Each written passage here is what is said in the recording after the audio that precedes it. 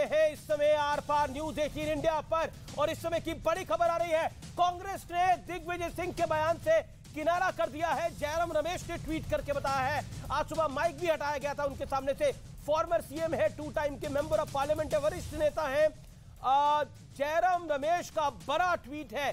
जो बयान दिया दिग्विजय सिंह ने वो उनका निजी बयान था, ये कहा है। लेकिन बीजेपी कह रही है कि कांग्रेस के मंच से ये बोला गया था, इसलिए ये शब्द कांग्रेस पार्टी के हैं। लेकिन कांग्रेस कह रही है ये शब्द हमारे नहीं है। क्या दिग्विजय सिंह को बाहर का रास्ता दिखाएगी कांग्रेस पार्टी? अब ये बड़ा सवाल यहां से खड़ा हो जाता है, क्या दिग्विजय सिंह को बाहर कर देगी यहां से कांग्रेस पार्टी? ये बड़ा सवाल खड़ा हो जाता है।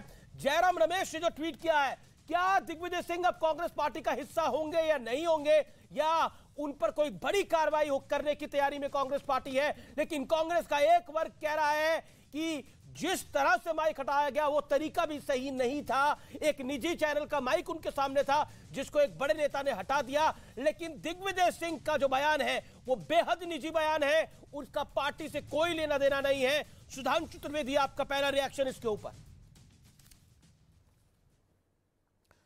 पहले बात तो देखिए, इसके सिर्फ 2 वाक्यों में कहना चाहूंगा। अब देखिए, चाहे जितना भी कुछ कांग्रेस बयान दे ले, पर एक कहावत है कि बिगड़ी बात बने नहीं, लाख करो किनकोए, रहीमन बिगड़े दूध को मथे न माखन होए। तो जो माठा कर दिया दिग्विजय सिंह ने वो अब नहीं हो सकता।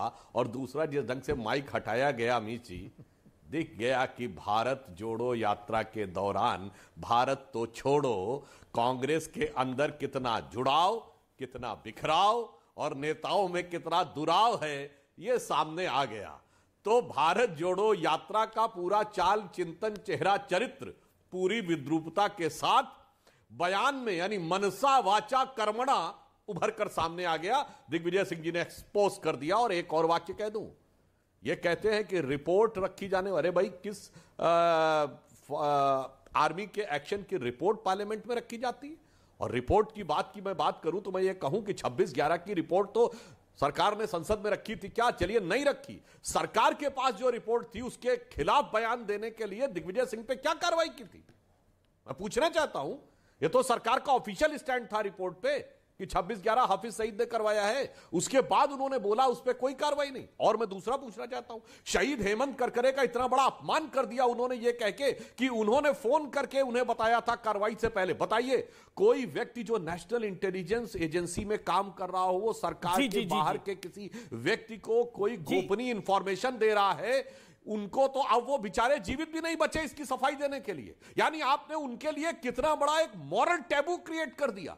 इसके ऊपर उनकी सरकार ने कोई कार्रवाई की? जवाब देना पड़ेगा। कुछ भी कांग्रेस कह ले, उसका दोहरा चरित्र उजागर हो गया। जी जी। आचार्य प्रमोद कृष्णम, क्या दिग्विजय सिंह का बर्डन हो गया पार्टी पर? 2 time CM, several times member of parliament.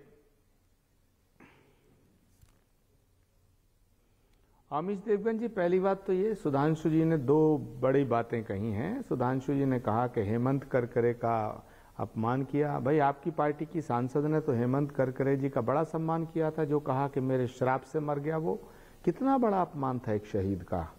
दूसरी बात यह है कि दिग्विजय सिंह जी के बहुत से बयानों से कोई हो सकता सहमत हो ना हो, हर पार्टी में ऐसी बातें होती हैं, नेताओं के पर्सनल बयान भी होते हैं। लेकिन दिग्विजय सिंह जी ने जो आज बयान दिया है उसमें तो कोई गुनाह नहीं किया उन्होंने अगर ये कह दिया भाई पुलवामा में जो शहादत हुई हमारे जवानों की, तो उसकी डिटेल क्यों देश को नहीं देनी चाहिए? क्यों नहीं देनी चाहिए? ये कौन सी बुरी बात हो गई? दिग्विजय सिंह ने दूसरी बात कही है कि हमारे जवानों ने, हमारी देश की फौज ने, हमारे देश के वीर जवानों ने जो सर्जिकल स्ट्राइक की, तो उसको तो एप्रिसिएशन मिलना चाहिए। और 4 साल बाद अगर हम पूछना चाहते हैं कि जो इतना बड़ा काम हमारे देश की फौज ने किया, तो सरकार उस पर डिटेल जानकारी देश को दे देगी, तो क्या सेना का अपमान हो जाएगा? तो कह रही है कि क्यों सबूत मांग रहे हो?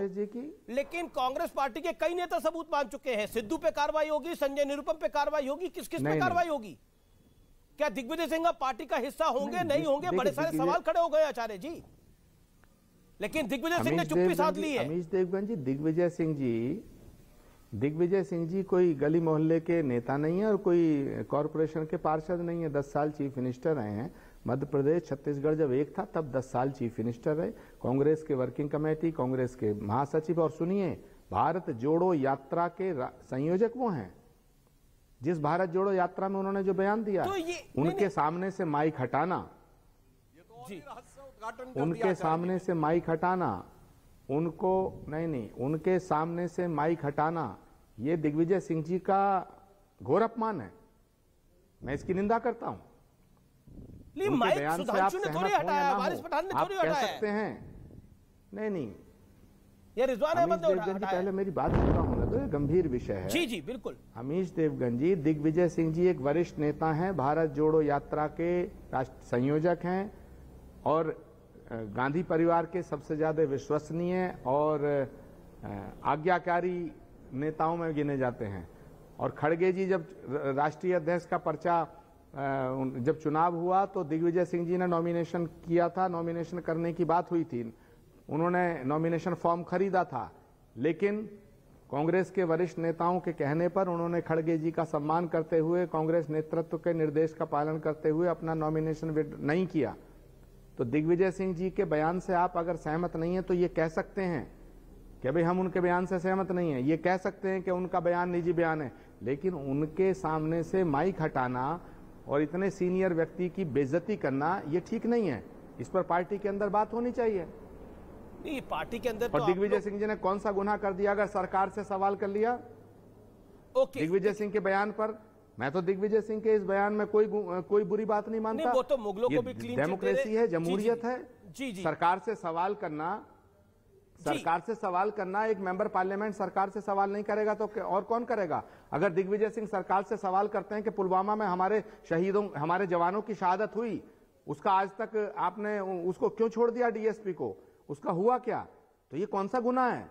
मुझे लगता है कि ये तो गलत है। और दिग्विजय सिंह जी के सामने से ये माइक हटाना, ये कांग्रेस के हेडमास्टर को शोभा नहीं देता। नहीं, अब कौन हेडमास्टर है कौन नहीं है ये तो आप लोग निर्णय करिए। लेकिन सुधांशु कुछ ऐड करना चाहते हैं, रिजवान अहमद कुछ ऐड करना चाहते हैं। रिजवान अहमद काफी देर से कुछ कहना चाहते थे, मैंने ब्रेक ले लेता है। रिजवान अहमद, आप अपनी बात को कंप्लीट करिए। और अब तो कांग्रेस ने पल्ला झाड़ लिया, लेकिन मुगलों को क्लीन चिट दिखाई दे रही है, आपको नहीं दे रही? जी शुक्रिया। देखिए, पॉलिटिकल एस्पेक्ट पे मुझे नहीं बोलना, मैं अपनी बात पर वापस आता हूं। जैसा आचार्य जी ने बोला था, मैं उसी मुद्दे पर आता हूं कि अभी भी क्यों हिंदू ये सोचता है कि वो खतरे में है। तो उसका मैंने बड़ा आसान तरीके से जवाब दे दिया कि 1000 साल के उत्पीड़न को आप सोचते हैं कि नरेंद्र मोदी एक हिंदू सम्राट 8 साल में उस वहम को, उस डर को, उस सोच को उससे निकाल लेगा, तो ये नहीं हो सकता। कम से कम 80 साल बार बार निरंतर नरेंद्र मोदी इस देश को चाहिए, तब जाके हिंदू इस देश में अपने आप को कंफर्टेबल फील करेगा। और बड़ा अफसोस होता है, मैं आपको बताऊं, आचार्य जी 1200 साल की हिस्ट्री है, मुसलमान की तो 1400 साल की हिस्ट्री है, और मुसलमान जैसे तैसे उस हिस्ट्री को नहीं भूला है। 1200 साल की हिस्ट्री है, जो सुधांशु भाई बता रहे थे। 75 लाख वर्ग किलोमीटर था अखंड भारत चाइना को छोड़ के, आचार्य जी 75 लाख या 76 लाख वर्ग किलोमीटर। अब जिस हिंदुस्तान में आप बैठे हैं 33 लाख वर्ग किलोमीटर बचा है ये जी। अब इस पर भी एक आचार्य बोले कि हिंदू को खतरा क्या है। नॉर्थ ईस्ट में 100 साल में मेजॉरिटी से माइनॉरिटी होगा, इस पे भी आचार्य बोले हिंदू को खतरा क्या है।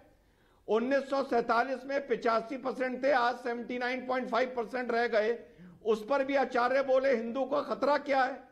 तो भैया ये तो हिंदू जाने और आचार्य जाने, इसमें रिजवान अहमद क्या जाने। जी एक सेकेंड,